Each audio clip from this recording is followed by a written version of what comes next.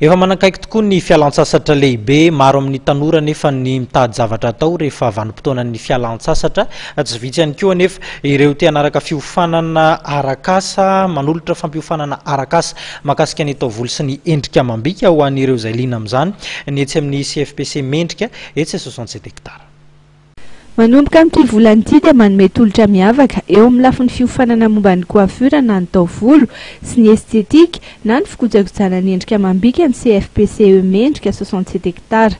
Nambaran-dramatoa Anta Stephenson mpitantana ity ivitoeram-piofanana ity fa maty hanatanteraka ny fampianarana izay omen'izy ireo. Ny CFPC Mendrika dia toeram-pampianarana anankiray ahafahanao manaraka fiofanana momba ny coiffure estetika ary izany dia azahoanao ny diplôme d'école sy ny diplôme d'état.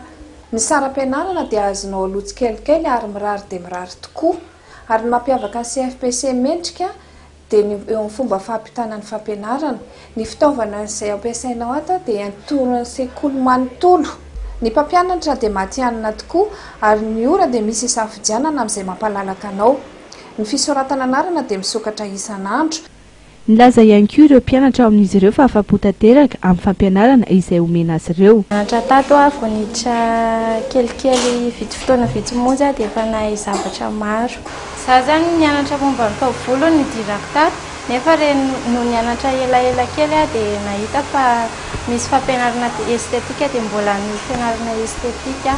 Tonga na isafidy nianatra tamin'ny CFPC Mendrika zany dia hitako mora na ny écolazan'ny zareo ary ny mora ianarana konkoa tsotra be fampianarana. Ampitan zareo an'ilay fahaizana zany mahay mampity izy satria mahafinaritra ny madama miresaka sady tsotra rehefa mampianatra dia tsy manamsarotra mihitsy rehefa manao an'ilay zavatra atao satria mifandraina amin'ny mpampianatra na mpianatra.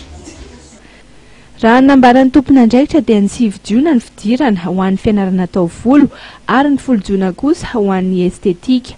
Efa misokatra isan'andro ihany koa ny fisoratana anarana eny an-toerana.